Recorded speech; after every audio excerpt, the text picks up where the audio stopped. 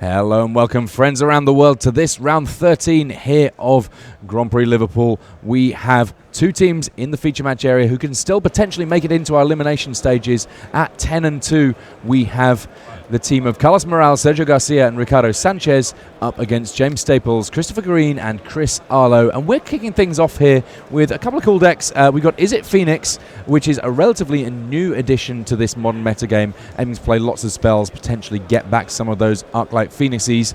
And then on the other side of things, James Staples, he's playing Tron, but this is Eldrazi Tron specifically. How does that vary from a regular Tron deck, Frank? Well, it still uses Urza's Mine, Urza's Tower and Urza's Power Plant to potentially get to a lot of mana early on. But it is mainly planning to cast big Eldrazi's like Thought-Knot Seer or Reality Smasher, or use all that Tron mana to sink into, say, a Walking Ballista. So it is more of an aggressive variant than the typical Tron deck that you might recognize that goes for Karn Liberated and Ugin the Spirit Dragon. Even though, you know, there is, for example, still a copy of Ugin in the Eldrazi Tron deck. But that's kind of the plan B. And one of the things I kind of like about the this particular version of Tron is that if it doesn't happen to get its Tron together, it's got a little bit more game. It can do a few things slightly lower on the curve. It does have copies of Eldrazi Temple. That means that it can potentially power out Thought-Knot Seers a little earlier than expected. I know that some versions run Simian Spirit Guide. Not quite sure if we got them in this list, but we will. 2 copies. So when you pair Simian Spirit Guide with this Eldrazi Temple, you can sometimes power out big Eldrazi's ahead of time as well. But by and large, assembling the 3 Tron pieces is way more difficult for this Eldrazi Tron deck, because it doesn't run cards like Ancient Stirrings or Sylvan Scrying. It doesn't have those, let's say, consistency-adding cards.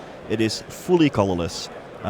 Even plays 3 copies of Wastes. So yeah, it's not interested in casting any colored cards at all. All right, well, we have our first big play of the game from Carlos Morales here, that in the form of Thing in the Ice.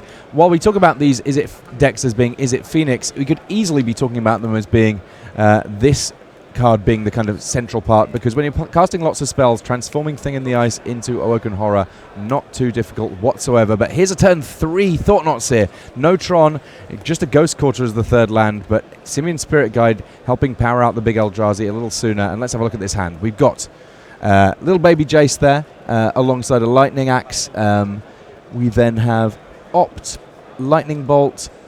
That looks like a Serum Visions. Yes, and Crackling Drake.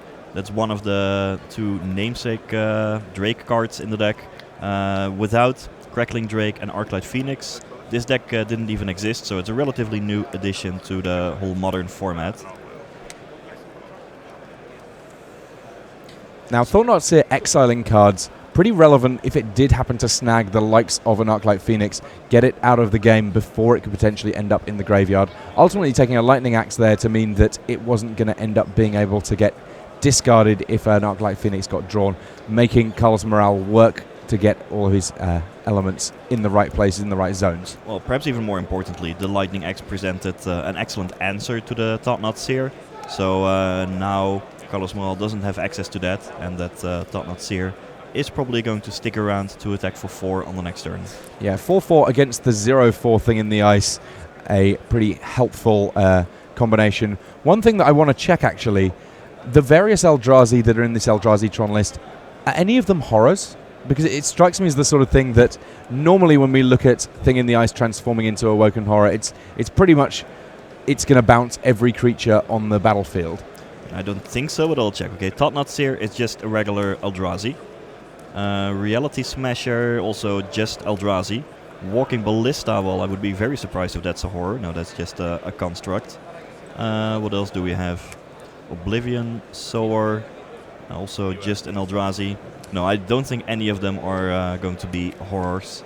Yeah, maybe it was just some of the creatures that transform into Eldrazi became Eldrazi horrors. There certainly have been some Eldrazi horrors in the mix.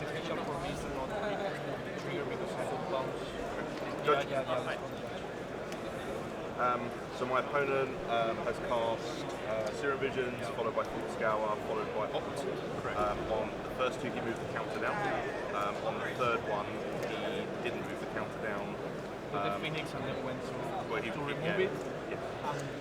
It could potentially be beneficial for me not to remove the counter. I went ahead to remove it and he said I missed it out. I do agree, I missed it. So you resolved opt and then Yes. brought this into play Yes. and then tried to take it down. Correct.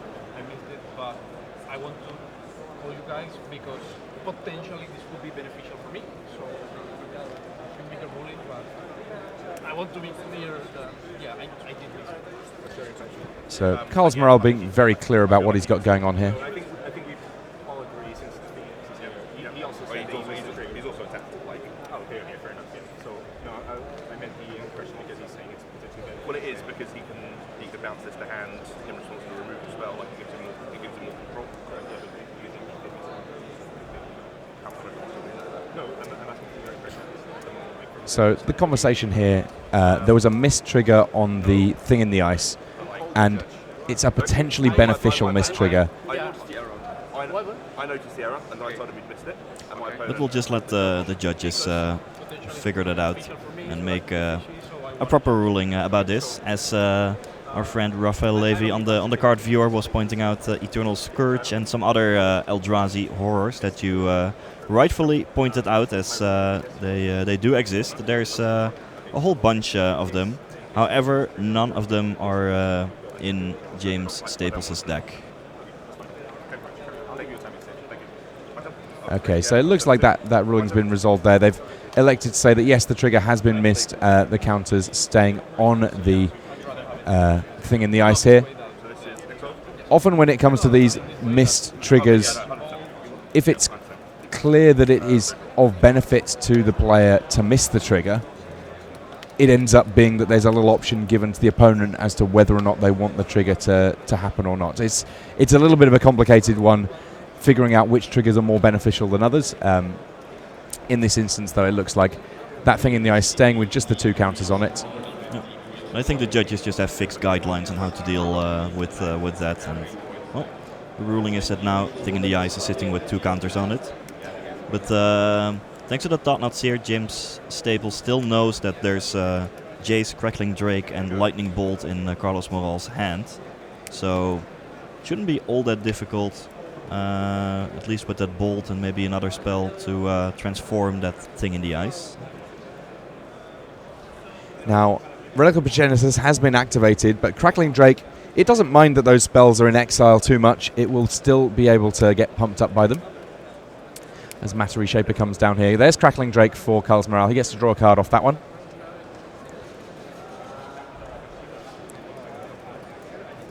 Now, right now, Thing in the Ice doesn't really want to transform all that much because Carlos Morel has a decent set of attackers in the air here.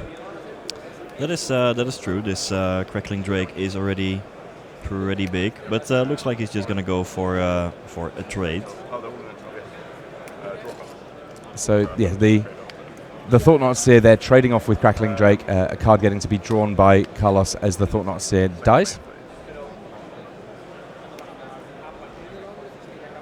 And the follow-up is a Walking Ballista for 2. Yeah, because the Matter Reshaper was blocked by the thing in the ice, that already has 3 damage marked onto it, and then just needs 1 more from the Walking Ballista to get rid of it. Maybe now Carlos is kind of regretting blocking the Matter Reshaper there, but well, it is how it ended up. So lots of cards in hand here for Carlos Morel. He got to draw an extra 1 from the Crackling Drake trading with Thought-Knot Seer. At the moment, James only having 2 pieces of Tron, but a couple of Eldrazi Temples still means that he feels like he's accelerated a reasonable amount. A Ghost Quarter also available to him here. If he does draw another Tron piece, then he's going to be able to go crazy with that Walking Ballista. Carlos Morel does not want to see that, so he fires off a Lightning Bolt. Yes, there's a parting shot from that Walking Ballista, but at least he's not going to have to deal with a 3-3, maybe even a 4-4 Walking Ballista in subsequent turns. I did like seeing like all the text on Crackling Drake being relevant there. For many of these types of creatures, they only count instants and sorceries in the graveyard, but Crackling Drake also counts them in exile, which means that a Relic of Progenitus exiling cards didn't really affect the power of Crackling Drake. the life totals here. The first half on each of these players having been done relatively quickly and easily. In a relatively old-fashioned race, Matari Shaper doing the same amount of damage as Arclight Phoenix, but Crackling Drake number 2 here, threatening to pretty much wipe out the whole of James Staples' life total in the very next turn. All of Morale's creatures have flying, which is a little bit of a problem for what James has going on here. So it looks like the Drake is currently 5 power. It wouldn't take all that much for Carlos Morale to present lethal in the air on the next turn. Except this is going to be lethal on the ground for James Staples, which means that Carlos Morale is going to have to block. Yeah, the Reality Smasher, a big old boy that's coming in here, but it's the other one that's getting blocked. That's the one that Crackling Drake will survive blocking. What does Reality Smasher find? Well, it's an Urza land. Unfortunately, it's another tower, though, so that's not full Urzatron achieved here. And another Matari Shaper. Now, quite easy to imagine a lightning bolt, one other spell, and it being lights out here. Well, even a single lightning bolt would already be enough, I believe. 1, 2, 3, 4, 5. And then maybe an additional card and XL just off camera there. Well, yeah, this puts James down to 8, and then the attack with the 2 Drakes is going to be enough. All right, so successfully finding a way through there, Carlos Morale in Game 1. His teammate Ricardo Sanchez with Humans won Game 1 against Chris Arlo's Jund. And in the middle of things, Sergio Garcia, Christopher Green, they're still in their Game 1. That's where the Croc Clan Ironworks deck is in this particular matchup. An interesting mix of decks on the right-hand side of things between Staples, Green, and Arlo. We've not really seen too much of either Jund or Eldrazi Tron here. True, indeed. I guess, yeah, many teams were going for an Ancient Stirrings deck as well as a Fateless Looting deck, but their team decided that they don't need any of those cards. And you know, with Modern, you have so many viable archetypes that it's not too difficult to find a configuration of 3 decks for Team Unified Modern with little to no overlap. So here we get a chance to see Sergio Garcia. He's in a spot where basically Christopher Green doesn't really need too much help here to be able to close this game out. He's got his opponent down to 6, while Sai is doing good work on getting lots of blockers in play. This Spirits deck can potentially get through, but Sergio going off to some extent here, generating absolutely loads of Spirits that turn. He's got Sai going alongside a Scrap Trawler. No Croc Clan Ironworks, but Sai does give you the opportunity to be sacrificing artifacts other ways, and that means that right now he may have been able to stave off what's going on here from the other side of the table. Yeah, exactly. As soon as Sergio finds Carclan Ironworks, it's gonna be pretty much over, given the presence of Sai and all those scrap trawlers. He already does have Inventor's Fair on the battlefield, which means that he could gain access to Carclan Ironworks sometime soon. Or actually just transition into the beatdown deck all of a sudden. Yeah, with so many Topters, might as well close out the game within 2 swings. And Sergio has more than enough blockers left behind, thanks to all the Topters that Sai created. Man, it's really impressive to see all these Ironworks decks doing their thing without even relying on Carclan Ironworks, just using Sai Master Topterist to leverage that critical mass of artifacts into a huge board presence.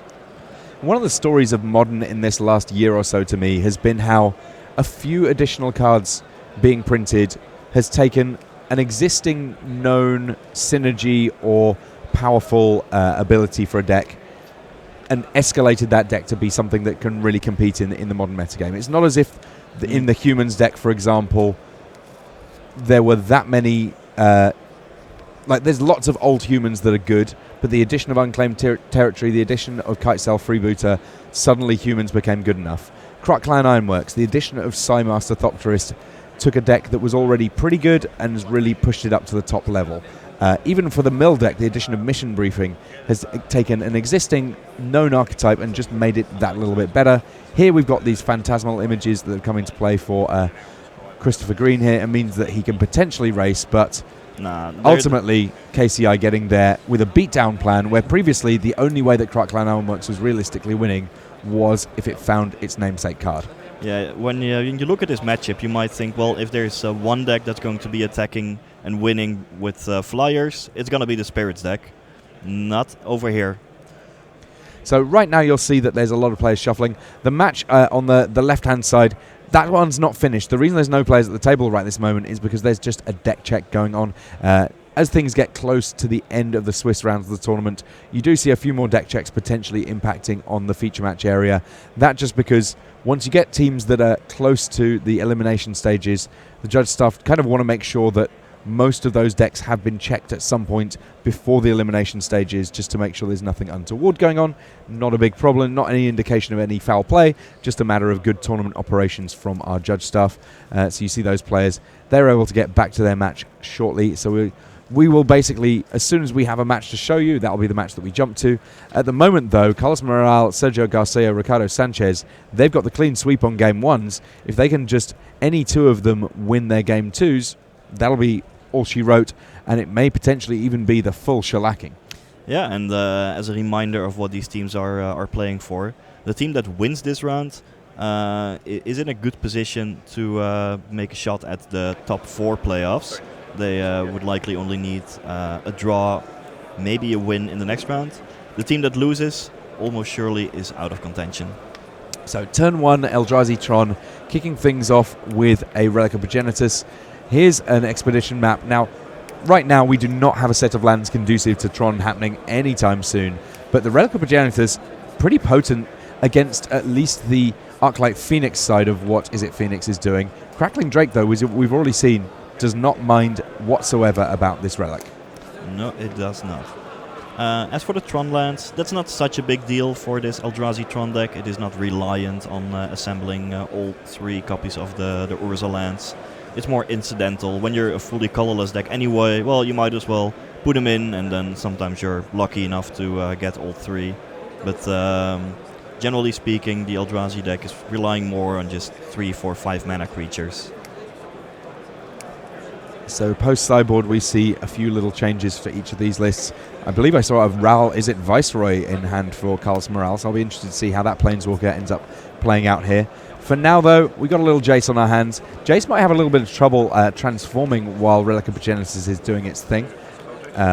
Also in terms of there being a little bit of removal coming from the Tron player here.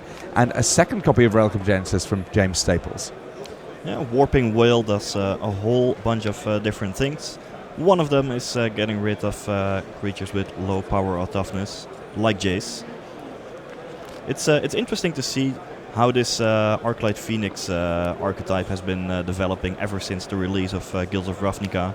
At first, I saw Arclight Phoenix in mono-red decks, also with Runaway Steamkin and just a bunch of burn spells. Then people started splashing blue, mainly at first for Thing in the Ice as the big payoff. Another creature that benefits a whole lot from running a lot of spells in the deck. But now cards like Crackling Drake, Jace are being added to make the blue splash even more impactful. Potentially a very big turn here for Carlos Morales, even though there are all of these copies of Relic of Progenitus. Right now, James Staples tapped out. We've seen a Faithless Looting, discarding 2 Arclight Phoenix. There was an opt. If he'd managed to find a gut shot, he could potentially have got both those Phoenixes out good and early. Or just land spell, I think. But no, he was not able to get it. And now that Relic of Progenitus can take care of all those Phoenixes. All right, so we've got past the... This is Mono Relic control all of a sudden. Mono Relic control that will be able to achieve Urzatron next turn. There, we have got 2 out of 3 and an expedition map to be able to fetch the third. Already a tower and a mine. Just need the power plant. There it is. It's kind of funny to see Urzatron being assembled after the first 2 lands were not Urza lands at all. But yeah, this does open up the possibility for casting big threats like Ugin the Spirit Dragon on the next turn. And with the Sanctum of Ugin already in play, that eventuality that much more likely. I mean, in terms of the size of Tron, size of creatures able to be put in play, there is one Ulamog the Ceaseless Hunger in James Staples' list. Oh boy. Yeah, he doesn't need many more lands in order to cast it. Now, I guess the one slight worry for using Ulamog against Carlos Morales is that if it does work out that he has a Crackling Drake, Crackling Drake doesn't mind that Ulamog has eaten half of his library. It still gets powered up. It likes cards being in exile just as much as being in the graveyard. That is a really interesting interaction. Then again, once Ulamog comes down, you're usually exiling some land, thereby taking away the ability of the opponent to cast Crackling Drake, but it's still something that could come up potentially. Now, it looked like James Staples, despite having the ability to cast Ugin the Spirit Dragon, recognizes that there is a high likelihood of some counter magic in Carlos Moral's hand. So he leads with Thought-Knot Seer first. It did draw out the counter magic, the Disdainful Stroke, but it does increase the likelihood that Carlos Moral will not have an answer for the big Planeswalker on the next turn. Yeah, Morale a little bit behind on lands. He missed some land drops early doors. He's also had to struggle with all of these copies of Relic of Genesis on the other side of the table. They make his Arclight Phoenixes look a little foolish. Just the one left, though. Will we finally get a chance for him to get a little bit of velocity? Crackles on board. The number of spells in exile will be relevant here. It's not just that one Disdainful Stroke in the graveyard. No, but if I have to choose between good old Crackles or Ugin the Spirit Dragon, I think I'll go for the Ugin side of the battlefield. Both have wings. One is substantially better in a face-up fight here. There's Ugin. Also gets to trigger Ugin's Sanctum in a gigantic flavor win, it must be said. So you can +2 Ugin in order to do 3 damage to any target. 3 damage will not be enough to deal with Crackling Drake. However, that -X ability, you start with a massive 7 loyalty on Ugin, the Spirit Dragon, so no massive issue to tick down. -3, that's he. Okay, yeah, -4. -4 seems to make more sense given that Crackling Drake is has a converted mana cost of 4. This does mean that a single Lightning Bolt might take out the Ugin, but well, the next turn we might actually see Ulamog coming down. He's so hungry. Yeah. Is he still hungry? Yes. We'll let you know when he's not. It never stops. It's kind of in the name. All right, that's another way of dealing with Ugin the Spirit Dragon. Arclight Phoenix, just cast it from your hand. 3 power, haste, 3 damage to Ugin the Spirit Dragon. In terms of things with wings, we've figured out the hierarchy now. Ugin beats Crackling Drake. Arclight Phoenix apparently beats Ugin, which is quite the turn up for the books. Well, it kind of had to be both of them together. Like the team of Drakes together beat Ugin. And before we get any Ulamogs, we have just a straightforward Walking Ballista. Well, Ulamog does cost 10 mana to cast. Currently, James only has access to 9. Chalice the Void on 1 seems pretty decent against the Phoenix list. Quite a lot of spells in there that cost just a single point of mana. Even the likes of Gutshot, which you sometimes think of as being a 0 mana spell because you get to play it with Phyrexian mana. Strictly speaking, 1 mana spell will get countered by the Chalice of the Void. Yeah, the most important spells to be countered are all the card draw spells. You know, Opt, Thoughtscar, Serum Visions, Fateless Lootings. Those are not going to resolve anymore. I think there's even a copy of Lightning Axe in Carlos Moral's hand. That is also going to get countered. Worth noting that when it comes to the interaction between Arclight Phoenix and Chalice of the Void, Arclight Phoenix, it's counting the number of spells that have been cast. It doesn't mind if Chalice of the Void then counters those spells. So in a pinch, there is the possibility of still getting back Arclight Phoenix. It's just that it feels like a lot harder work when all of your 1 mana spells are being countered in the process. So Ral is Adviceroy, another addition from Guilds of Ravnica. Many of these blue-red decks, they have a whole lot of card draw spells. So they see a lot of cards pretty quickly, but then sometimes you just need an extra card that is impactful and that can just win the game by itself. Well, Ral is Adviceroy does qualify. And another card that cares about cards in exile, instants and sorceries in exile just as much as in play. Speaking of exile, that is another card going away. All is Dust getting rid of all of the coloured permanents on the battlefield. That basically meaning our boy Ral. I still like the addition of the Planeswalker to the deck. The -3 kills most things. and then the +1 ability to look at extra cards from the top of your deck, even put someone to the graveyard, fits with your strategy, and it's not hard to get up to the ultimate pretty quickly, and once you can ultimate Ral, it almost always wins the game in this deck. Yeah, I had a sad limited game recently where I had Ral as it Viceroy, and I could take it up to ultimate, but I didn't have enough cards left in my deck to be able to really be able to afford to go for the ultimate. But in this instance, that really not too much of a worry. And Bigger worry being he's so hungry. he's going to get rid of the Crackling Drake and one of Carlos Morales' lands, and this is where, in spite of a great start for the team of Morale, Garcia and Sanchez from Spain, here we have Staples, Green and Arlo beginning to fight back. Chris Arlo with his Jund deck, he was able to pick up a game. It looks likely that James Staples will be able to do something fairly similar soon enough. Manamorphose here allowing Carlos Morale to tick things down. He could potentially cast a few more spells here, but bouncing Ulamog, not a very attractive proposition, it must be said. No, but looking over the decklist of Carlos Morale, I don't see an obvious way for him to get rid of Ulamog permanently. Maybe the best chance he has is bouncing it with Thing in the Ice and then hopefully drawing into, let's say, another Disdainful Stroke or maybe Ceremonious Rejection to counter it. Although, of course, Ceremonious Rejection not going to work against Chalice. Maximize velocity there, getting countered by Chalice, and Carlos Morale, he has a little think and then ultimately scoops up his cards. Ulamog, the Ceaseless Hunger, not yet sated, but has had one more opponent to munch on there. Nom nom nom. Tasty, tasty victory. Yeah, this Eldrazi deck, it only runs one copy of Ulamog. As we mentioned, it is not necessarily reliant on all the Urza lands for its main game plan, but hey, once it comes together, it is hard to beat. All right, so now we're going to have a look at Sergio Garcia against Christoph Green here. Garcia on Clan Ironworks. He had the beatdown plan in Game 1, and it looks like he might be going for the same sort of thing in Game 2 here as well. Yeah, there's no Clan Ironworks in sight. This is just a Psy control deck on the left. Also playing cards like Flame Slash to, deal with the opposing creatures, and then trying to build an army of Topter tokens. Now, Christopher Green wasn't even able to set up a reasonable attack, it looked like.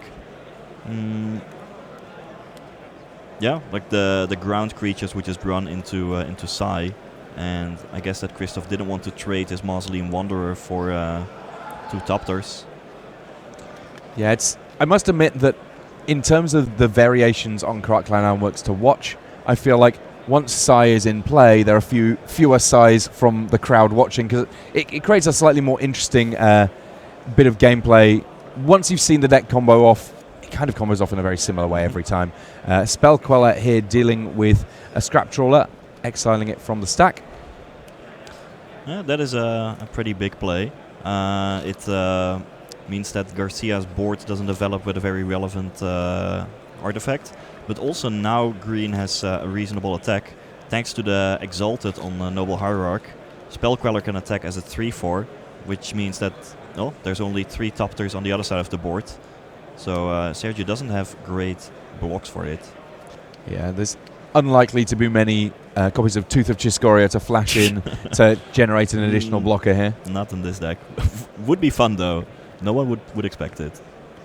No one ever expected it. I had so much fun with Tooth and Scale of Chiscoria back in Mirrodin Limited. Saw a tiny amount of play in some affinity lists over the years, but definitely a niche player at best. Right, so maybe this game Garcia will take the control role after all. The previous game we saw him attack with a bunch of Topters. I don't think we're going to be seeing all that much of that here. You do have to pay 2 mana thanks to Talia, Guardian of Traben, to cast the Terrarion. I mean, that tax, you get your money back because you've got yourself a Thopter. That seems like a reasonable exchange of goods and services. Oh yeah. The activated ability on Psy is going to be very important here. Pay 2 mana, sacrifice 2 artifacts, draw a card. Can easily sacrifice some Topters that are chum blocking. Rest in Peace now coming down for Christopher Green. This is one of those cards that makes going off with the combo of Clan Ironworks really quite tricky. It means your Scrap Trawlers are not going to be able to get back artifacts. You're not going to be able to get any kind of clever loops going. But right now, And we saw in Game 1, Garcia was able to secure a beatdown win. It's going to take a little bit of work for him to get there here. And he wants to leave both options available to him, so does use a bit of enchantment removal there to deal with Rest in Peace. Does not mind giving a little bit of life back to Christopher Green as he casts it. Nature's Claim dealing with the enchantment. But these guys look like they might be stuck in it for a while. We're going to head back to our other match just so we can get a bit of variety here for you. Kind of intrigued to see how this last game goes between Is It Phoenix and Eldrazi Tron, because each of these lists, they've got a little bit of spice to them. I like seeing this Is It Phoenix deck now, as people are still trying to figure out the perfect shell in which to use the Arclight Phoenix. It's clearly a very powerful card. I kind of like what Carlos Morales got going on with it here. Indeed. Guilds of Ravnica hasn't been out for too long, and this is a completely new archetype, meaning that every week we see new variations of the deck. But by and large, the consensus seems to be that the blue-red version is the best shell. Getting access to Thing in the Ice as a big payoff card is worth it, but also the best card draw spells in the format to add consistency and get those Phoenixes back from the graveyard is worth it. Now, I would say that even though the Is It Phoenix deck feels comparatively new, there have been various red-blue sort of turbo spells lists for a while. It's just a matter that now there's a much bigger payoff. Previously, Thing in the Ice plus Gitaxian Probe and playing a lot of spells, maybe even with a Kiln Fiend, was something that we saw from time to time. Now we just have something a little bit more powerful. But if you want to talk power, Eldrazi Temple turn 1, Eldrazi Temple turn 2, let's play a Thought-Knot Seer on turn 2. That's power. This is the dream start for the Eldrazi Tron deck. Double Eldrazi Temple is close to perfect, and then also having the Thought-Knot Seer to follow it up with. James will be delighted to have seen this opening hand. But I mean, if you're talking dreams, how about a Thought Scour putting 2 Arclight Phoenix into the graveyard? Yep, that is also the dream Thought Scour. There's a Manamorphose and an Opt in there, so getting to 3 spells based on what's in the hand at present looks very, very easy for Carlos Morale, though the fact that Thought-Knot Seer taking one of these spells makes it a little bit trickier. Now, some choices here. I kind of like taking Manamorphose as it's the easiest path to getting those Arclight Phoenixes back, but Crackling Drake proved to be a little bit of a problem in the last game. I don't know whether or not actually you want to take the Drake, figure out a way of dealing with these Phoenixes, and then just... I would actually be looking at the Lightning Axe, which is still one of the best answers to Thought-Knot Seer. Right? Just 1 red mana, kill the Thought-Knot Seer, you get to draw a card as well. That seems pretty efficient to me. In fact, Carlos Humal had the option of, in response to the Thought-Knot Seer's triggered ability, just fetch a land and then cast Lightning Axe on the Thought-Knot Seer in response. Then the trigger would still happen, but at least the Thought-Knot Seer wouldn't be there anymore. However, I guess with 2 Arclight Phoenix in the graveyard, you want to retain all the instants and sorceries in your hand to maximize the probability that you can cast 3 of them on the next turn. Alright, so after a little bit of thought, Lightning Axe is the one that's consigned to exile here. So Carlos, he's got a couple of card drawing spells. There's a very good chance that he's going to be able to piece something together here to be able to get 2 copies of Arclight Phoenix into play. Yep. And that means that in a straight-up racing situation, it's actually pretty close. True. Well, he has Opt and Manamorphose. Those already draw extra cards. He has his draw step. A lot of cards he can see to find that 3rd spell in order to bring back the Arclight Phoenixes. But the next couple of cards he's gonna draw are very important. If he does not find a 3rd instant or sorcery on the next turn, he's gonna be in bad shape. If he does, I think it looks reasonably good for him. Now, I think that was a 2nd Opt drawn here, which means that we have a relatively straightforward line to be able to get all these Arclight Phoenixes into play. Manamorphose, essentially a free card draw and a free spell trigger. You're paying a red and a blue, or red and a colorless, in order to get 2 mana back and draw a card and get a spell. Now you get to cast an Opt off one of the mana generated from Manamorphose. We know that there's another Opt available. He's also, I believe, got the ability to play a land and something else. Yep, he does. And yeah, still 1 mana floating. My guess is a blue one. And the next set of decisions that Carlos Moral will have to make is whether to play a game as the aggro role or the defense role. Because unlike some other Phoenixes, Arclight Phoenix does not have to attack.